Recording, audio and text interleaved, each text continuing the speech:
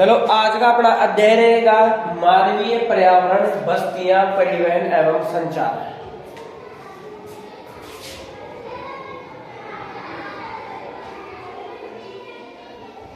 मानवीय पर्यावरण, मानवीय पर्यावरण में क्या क्या आएगी? बस्तियां, परिवहन और संचार। बस्तियां, परिवहन और संचार।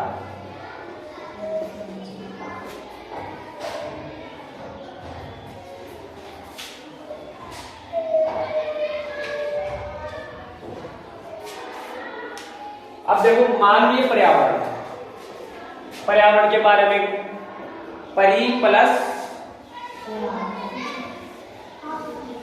आवरण, यानी परि यानी चारों ओर का, आवरण यानी आसपास का क्षेत्र। इसमें बस्तियां मिलेगी, परिवहन और संचार।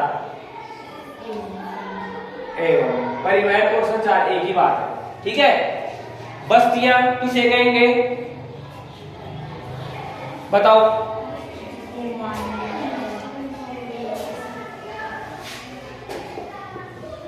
बस्तियां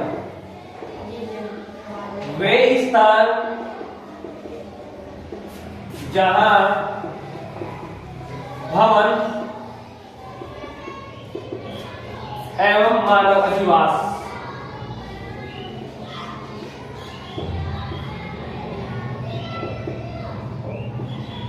विकसित होते हैं।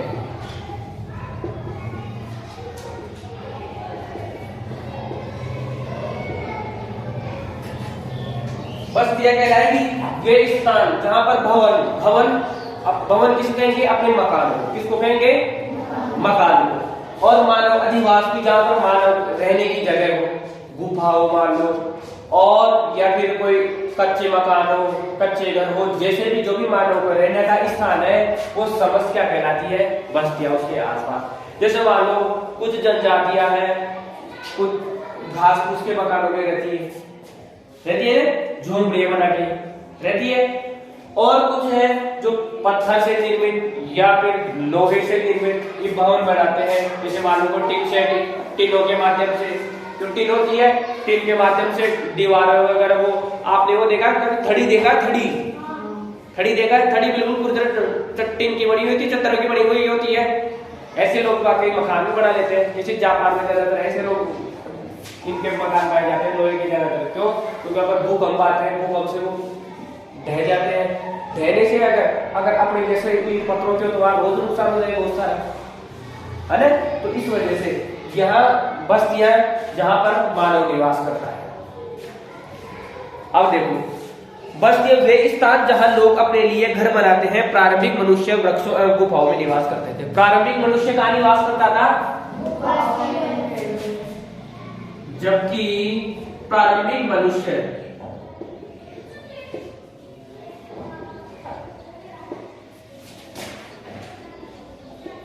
गुफाओं एवं पेड़ों पर निवास करता था। जबकि वर्तमान मनुष्य भवनों में, कहां पे निवास करता है? भवन बना के रहता है। मुझे वर्तमान समय में अपन पेड़ों में रहते हैं क्या? या गुफाओं में रहते हैं?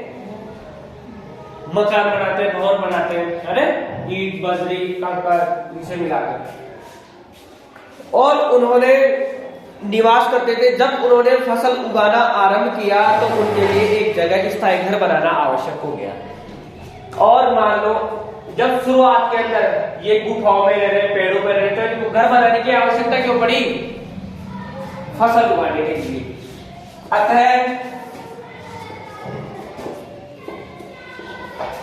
फसल उगाने के लिए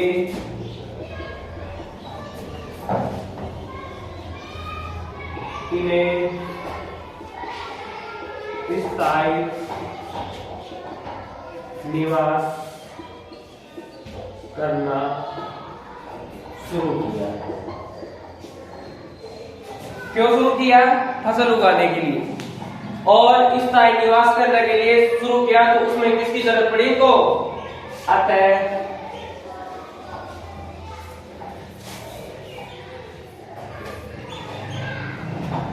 इन्हें घरों की आवश्यकता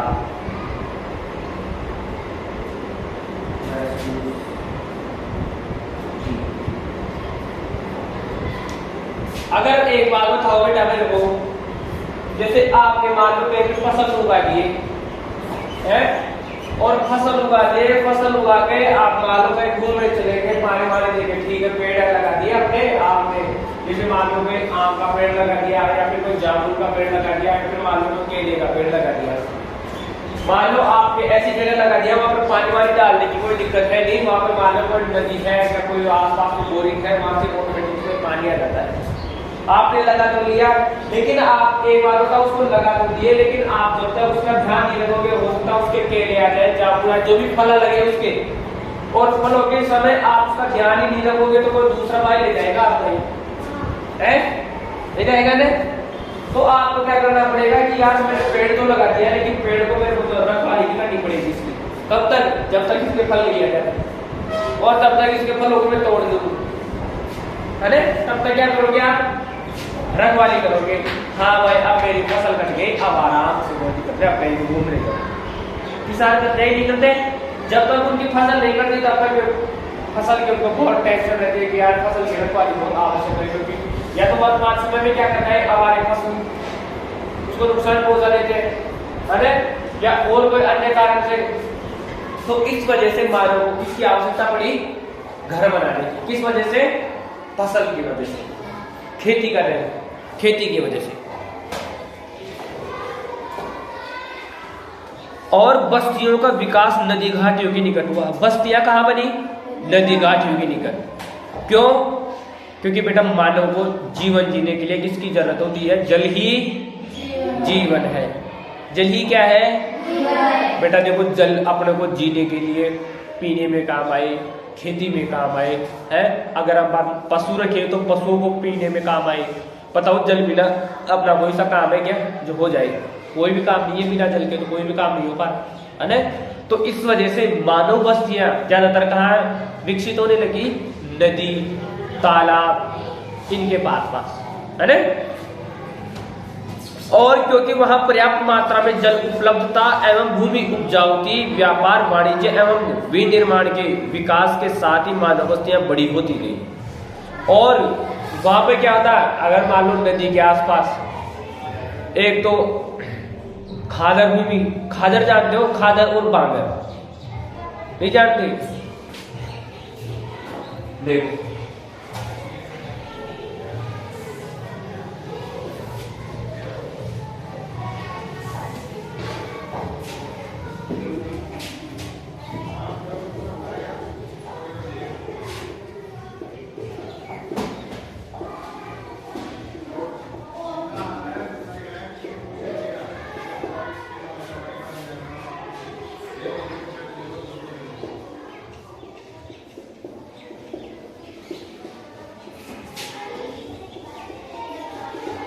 देखो बेटा, बांगर एक दो प्रकार की होती है, एक तो खादर होती है और एक क्या होती है? बांगर।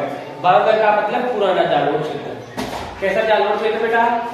पुराना जालोर क्षेत्र। वहां पे क्या रहेगी कि वहां पे पुरानी मिट्टी पाई जाएगी।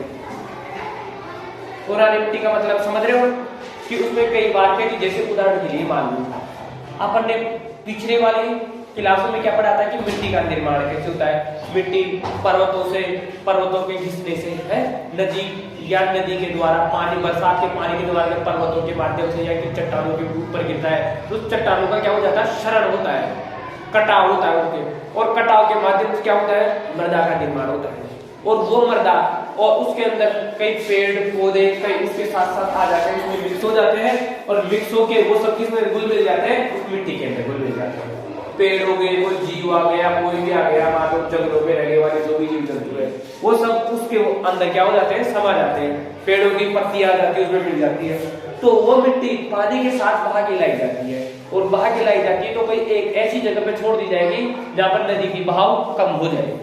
यहाँ पर नदी बहुत तीव्र गति से बह रही है, वहां से तो मिट्टी आ जाएगी दक्खा से, है ना, तो वह कहाँ रुक जाएगी मिट्टी, हाँ भाई यहाँ पर नदी की गति धीमी हो गई, या तो डेल्टा क्षेत्रों में या फिर मध्य में मान लो कहीं धीमी गति हो जाए, तो उन क्षेत्रों में आके नदी क्या हो जाएगी, वो मिट्टी को वहीं पे छोड़ देगी और उस जगह पर जमा हो के मिट्टी, और वो तो वहां पे तो समतल हो जाएगा और फिर रास्ता हो सकता है कि नदी फिर दूसरा रास्ता चुन ले, उस जगह पर तो मिट्टी बन गई, फिर नदी दूसरी जगह से रास्ता चुन ले। ठीक है, तो ऐसे जहां पर नदी के द्वारा जो मिट्टी लाई गई है वो पुरानी होगी, काफी दिन पुरानी होगी, वो तो क्या हो जाएगी बाबर। और जहां पर खादर, जहां पर नदी के द्वारा नई मिट्टी लाई गई है और नई मिट्टी जमा की गई, वो कौन सा हो गया, लेयर चालू हो सकता है। समझ गए बात, इसमें उपजाऊ होती रहती है।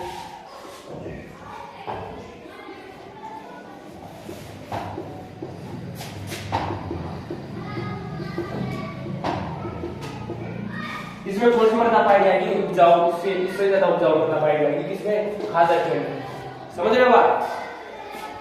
तो क्योंकि वहां पर्याप्त मात्रा में जल उपलब्ध था एवं भूमि उपजाऊ थी, व्यापार वाणिज्य एवं विनिर्माण के विकास के साथ ही मानव बस्तियां बड़ी होती गई। जैसे जैसे व्यापार होता गया, उदाहरण के लिए देखो बेटा जयपुर शहर है अपना, है ना, जयपुर शहर में अगर दुकानें, व्यापार, ये मॉल वगैरह सब बंद हो जाए तो क्या जयपुर का विकास हो, कोई वहां पे जाना पसंद करेगा, पसंद करेगा क्या, नहीं करेगा। क्यों जाते हैं यार, बड़ी बड़ी दुकानें, कोई भी किसी भी वस्तु की जरूरत पड़ जाए तो वहां पर खरीद लेंगे, है, बड़े और बहुत सारे लोग रहते हैं। लोग क्यों रहते हैं, क्योंकि उनको रोजगार मिलता है वहां पे।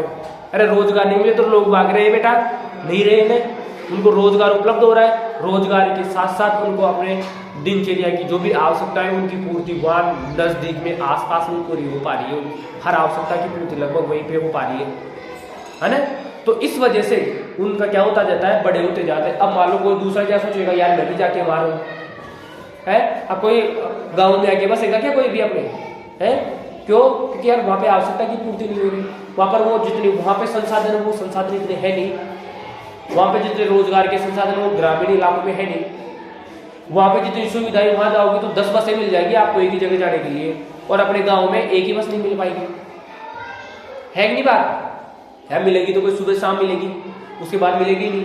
और वहां पे कोई से भी रात को देखो, या रात के 12 बज रहे हो या दिन के 12 बज रहे हो, कोई से भी टाइम देखो आपको सब सुविधाएं मिलेगी, मिलेगी नहीं मिलेगी।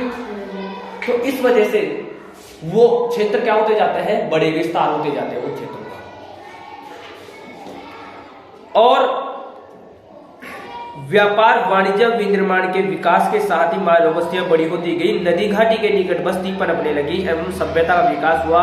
क्या आपको सिंधु, टिग्रिस, नील एवं हांगू नदियों के किनारे विकसित हुई सभ्यताओं का नाम याद है? देखो ये पुरानी सभ्यताएं हैं, है ना। आपको जैसे सिंधु भारत पाकिस्तान का इलाका है, उसमें टिग्रिस नील नदी अफ्रीका महाद्वीप में, हांगू ये चीन के सभ्यता है। तो इन नदियों के किनारे विकसित हुई ये सभ्यता, क्योंकि ये पुरानी सभ्यता है। ये आज अपने खुदाई में देखते हैं, मोहनजोदड़ो, कालीबंगा, ये देखते हैं ना खुदाई में, जो देखते हैं और वहां पर बड़े बड़े स्नानागार मिले, पिछली क्लास में पढ़े थे, बड़े स्नानागार मिले, और वहां पे अपन देखते हैं कि नालियों की व्यवस्था थी, है, कालीबंगा में देखा नालियों की व्यवस्था थी, जुते हुए खेत के निशान थे, और एक साथ डबल कृषि के भी निशान मिले हैं। वहां पर कई बड़े बड़े भंडार गृह मिले हैं, कई जगह चूल्हे मिले हैं, मिले नहीं मिले? तो ये कहाँ मिले अपन को, जमीन में। जिसे अपन ने देखा था पिछली वाली क्लास के अंदर कि एक रेलवे लाइन का काम चल रहा था, तो उस समय वहां से ईंटें प्राप्त हुई थी। तो ईंटें निकलने से क्या हुआ कि यार, फिर वहां पे इंजीनियरों ने पता लगाया कि यार ये ईंटें कहां से मिल रही है। तो उन्होंने जैसे खोज किया अंग्रेजों ने, फिर क्या हुआ, सिंधु घाटी सभ्यता का पता लगा वहां पे, है ना। तो ऐसे सिंधु घाटी नहीं लगा कि यार यहाँ पे तो पहले कई हजारों साल पहले यहाँ पे तो नगर बसा हुआ था, और वो नगर बसा हुआ तो क्या हो गया, नष्ट हो गया धीरे धीरे। या तो उसके आपातकाल बताते हैं, या फिर एक बाढ़ का या तो बाढ़ का कारण बताते हैं, या फिर वहां भूकंप का कारण बताते हैं। कई कारण से हो सकता है किसी कारण से संपूर्ण नगरी नष्ट हो गया हो, और नगर नष्ट हो गया, मान लो वहां पे कोई रहना नहीं है, तो वहां पे धूल मिट्टियां आदियां चलती है, और बाढ़ के माध्यम से जो भी मिट्टी आई वो सब वहां आके क्या हो गई, जमा हो गई। और वो मकान नीचे दब गई, मकान नीचे दब गए, और मकान नीचे दबने से फिर क्या हुआ, वो नीचे के नीचे दबे रह गए और बाहर का पता ही नहीं। अब मान लो जैसे अपने मान लो अपन इस जगह रहते हैं और कहीं मान लो कोई कुआं खोदे या फिर मान लो कोई मकान की नींव वीम डाले, कोई भी कोई गड्ढा उड्ढा खोदे, और वहां पे अपन को मिल जाता कि यार नीचे तो एक कमरा बना हुआ मिला है ना, तो अपन क्या अंदाज लगाएंगे कि यार हो सकता है पुराने जमाने में यहाँ पे कोई सभ्यता थी। अगर उसका कार्बन डेटा C14 नामक पद्धति से उसके समय सारणी का पता लगाते हैं भाई ये कितनी पुरानी है, तो उस आधार पर क्या लगाते हैं कि यहाँ पर कोई पहले से सभ्यता थी। इसे मान लो वर्तमान के लिए आज के वर्तमान समय में मान लो कोई विशाल बाढ़ या फिर कोई भी अप्राकृतिक आपदा आ जाए, उस वजह से ये संपूर्ण अपना इलाका क्या हो जाए, दब जाए, है ना। और कई हजारों सालों बाद में यहाँ पर कोई दूसरा मानव आए रहने के लिए, दूसरी जगह के इंसान आके रहने के लिए, और वो हो सकता है किसी कारण वजह से कोई कुआ हुआ खोदे तो उसको मिले कि यार यहाँ पर ऐसे मकान निकल रहे हैं, ऐसे स्कूल निकल रही है, तो उनको क्या आइडिया लगे कि यार वास्तव में ये तो यहाँ पर तो पहले कोई स्कूल थी, यहाँ पे पहले कोई मकान थे, और वो भी मतलब कितने अच्छे थे मकान थे, ऐसे चार, है ना, इतने अच्छे डिजाइन से बनाए गए थे। वो खोदे उनको पता लगे कि यार क्योंकि पत्थर है, पत्थर तो खराब होंगे नहीं, मानव इंसान है, इंसान तो पिघल जाता है, लेकिन ये पत्थर थोड़ी गलेंगे, ये तो काफी दिनों तक जीवित रहेंगे। तो इन सभ्यताओं का विकास भी कहाँ हुआ ज्यादातर, नदियों के किनारे। किनके किनारे हुआ, नदियों के किनारे। क्यों, क्योंकि जल की पूर्ति के लिए, बस सब मानव की आवश्यक मूलभूत आवश्यकताओं में पानी बिना जीवन संभव है क्या, जल ही जीवन है। बस्तियां स्थायी या अस्थायी हो सकती है, बस्तियां क्या हो सकती है, कुछ स्थायी हो सकती है, कुछ अस्थायी हो सकती है। देखो स्थायी और अस्थायी, स्थायी और अस्थायी।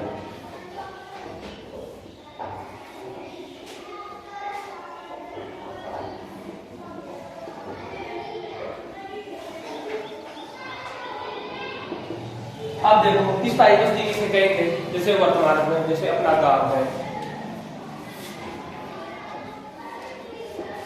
अपना गांव है ना, अपना गांव है, स्थायी है। अपने दादा भी रहते हैं, अपने दादा के पिताजी भी रहते हैं, अपने पिताजी भी रहते हैं, अपन भी रहते हैं, स्थायी है, अपन यही रह रहे हैं, ठीक है। उदाहरण के लिए जैसे अस्थायी बस्ती क्या रहेगी, किसी विशेष उद्देश्य के लिए बसाया गया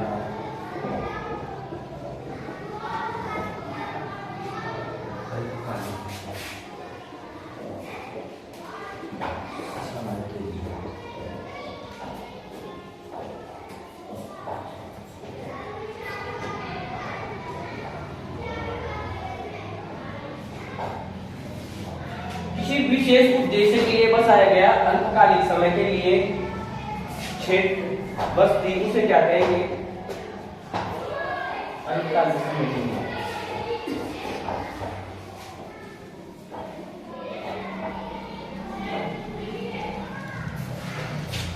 मान लो स्थायी का मतलब समझ गए आप, जहां पर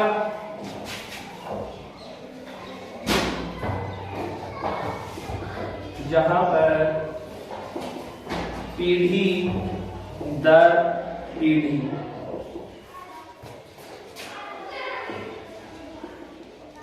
निवास करते रहते हैं, जैसे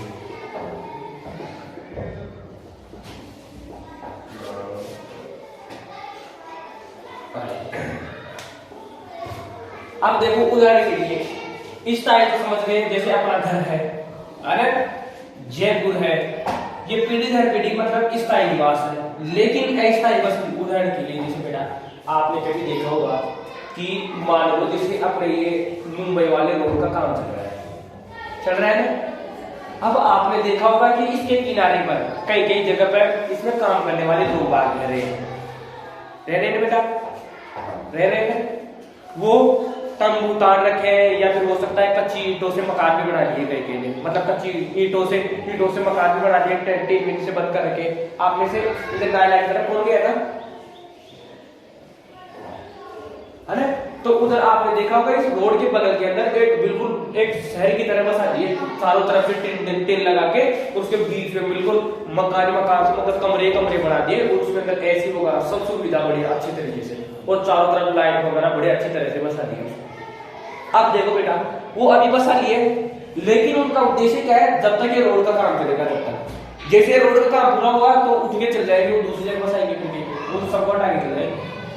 तो क्या हो गया? ऐसा किसी विशेष उद्देश्य के लिए, उनका विशेष उद्देश्य क्या है? इस रोड का बनाना, रोड बन के फ्री हुई, उनका काम फ्री। समझ रहे हो बात? जैसे मान लो उदाहरण के लिए, आप में से मान लो कोई शहर जा रहा है? शहर गया किसके लिए? कमाने के उद्देश्य से, कि रोजगार करने के उद्देश्य से। आप सोच लीजिए मेरे को 5 साल वहां पे काम धंधा करके आना है, और 5 साल तक वहां रहे, और 5 साल वहां रह के और फिर वापस आप छोड़ के आ गए, तो आप वहां पे स्थायी रहेगा? स्थायी नहीं। उदाहरण के लिए आप इसे मान लो बच्चा पढ़ने जाए, मान लो बाहर शहर जाए, जयपुर जाए, तो दूसरा विदेश जाए, कहीं भी जाए, आप वहां पे स्थायी जाओगे? क्या स्थायी जाओगे? स्थायी जाओगे। क्यों? क्योंकि वहां पे परमानेंटली थोड़ी जाके रहोगे, आपके बच्चे भी वहीं रहे, आपके आने वाले सब वही रहे, वहां थोड़ी रहोगे, है? क्यों? आप तो वहां पे पढ़ने के उद्देश्य से गए हो, जैसे आपकी पढ़ाई पूरी वापस आप आपके घर आ जाओ, ठीक है? तो आप जैसे ही आपकी पढ़ाई पूरी, तो आप कहाँ जाएंगे? वापस आपके घर आ जाओगे। तो इस स्थायी और अस्थायी में समझ गए? जैसे मान लो अपने उदाहरण लिया, अपने ये रोड वाले हैं, रोड बना के वापस उनकी यहाँ से चले जाएंगे, तो क्या होगी? अस्थायी बस्ती होगी। समझ गई? उनका जैसे काम पूरा होगा वापस चले जाएंगे। अपने गांव में मान लो जैसे कोई भी ये संगीत करने वाले, या फिर कोई रामायण करने वाले, या फिर और कोई नाटक कलाकार आते हैं, है ना? तो 1-2 दिन के लिए आते हैं गाँव में, ऐसी जगह देख लेते हैं, अच्छी सी जगह, वहां पे आके रहते हैं, है ना? अपने जैसे भी रहने के निवास स्थान बनाते हैं, और जैसे उनका काम पूरा हो जाता है वापस उस जगह को छोड़ के वापस चले जाते हैं। नहीं जाते हैं ना? तो वो क्या हो गया बेटा? अस्थायी बस्ती। क्या होगी वो? अस्थायी बस्ती।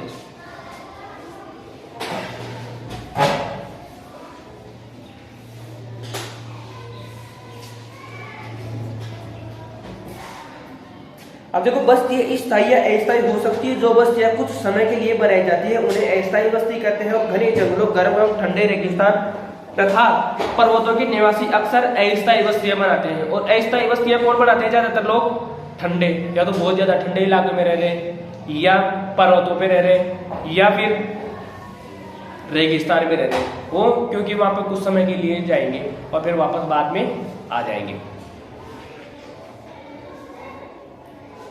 वे आखेट संग्रह, स्थानांतरित कृषि एवं ऋतु प्रवास करते हैं। आखेट का मतलब शिकार करना, संग्रहण का मतलब शिकार करके उसको एकत्रित करना अपने परिवार के लिए। जैसे अपन गेहूं को निकाल के उसको एकत्रित करते हैं, गेहूं की फसल को बोरी पे भर के डाल लेते हैं कि साल भर की अब गई, है ना? फिर अगले साल देखेंगे। तो वो साल भर तो मास चलता नहीं है, लेकिन एक दिन के लिए एकत्रित करते हैं, जब भी जितना होता है उसका। और स्थानांतरित कृषि किसे कहेंगे बेटा?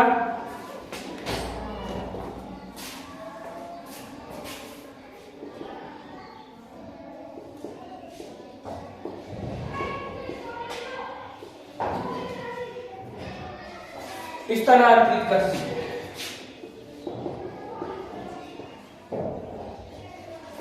वह कृषि जो स्थान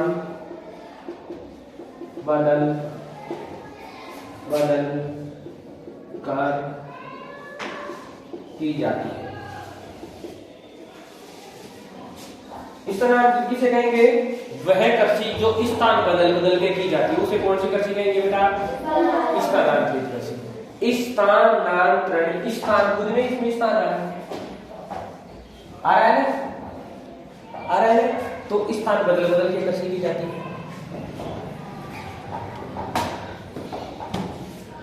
एवं ऋतु प्रवास कहते हैं। इस ऋतु प्रवास किसे कहेंगे बेटा?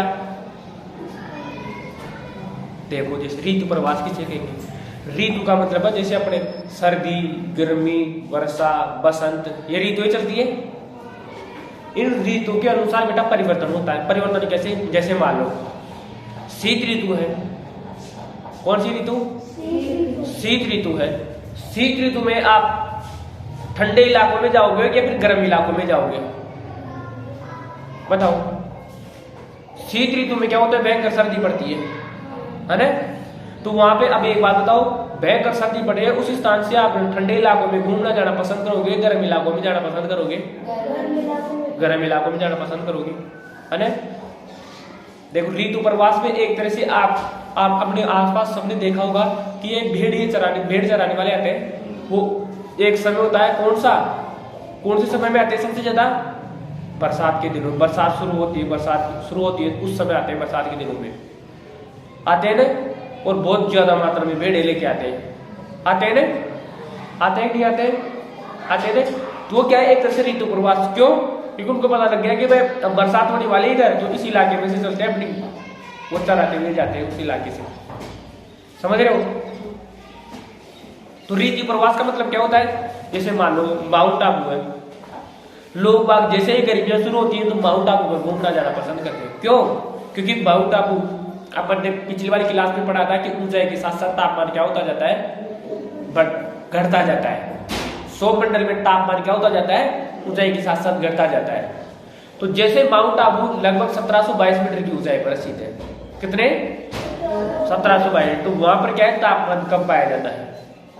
तो गर्मी के दिनों में लोग वहां जाना घूमना पसंद करते हैं। क्यों? क्योंकि वहां की जलवायु बहुत अच्छी मिलती है, वहां के लिए उनको अच्छी अनुकूल जलवायु मिलती है। तो वहां ज्यादा भयंकर गर्मी नहीं होती। बाकी और इलाकों में गर्मी पड़ती रहती है, तो वहां पे कम गर्मी रहती है, नॉर्मल ठंड रहती है। तो इस वजह से लोग वहां जाना घूमना पसंद करते हैं। समझ रहे हो? घने जंगलों, गर्म एवं ठंडे रेगिस्तानों एवं पर्वतों के निवासी अक्सर अस्थायी बस्तियों में रहते हैं। वे आकेट संग्रहण स्थानांतरित ऋतु प्रवास करते हैं। यद्यपि अधिकांश बस्तियां आज स्थायी बस्तियां, इन बस्तियों में लोग रहने के लिए क्या बनाते हैं बेटा? घर बनाते हैं। अब देखो मानव बसाव के लिए आदर्श दशाएं कौन सी है? अनुकूल जलवायु होनी चाहिए, उपजाऊ मृदा होना चाहिए, जल की उपलब्धता होनी चाहिए और उपयुक्त भूमि होनी चाहिए।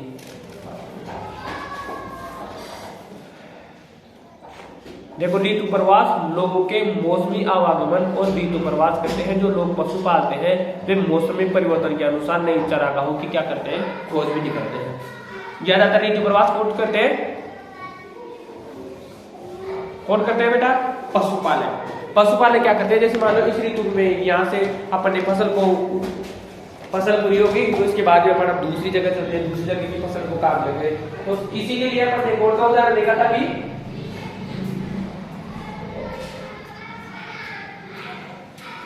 अपने कौन सा उदाहरण देखा था? भेड़िया वाला उदाहरण देखा था।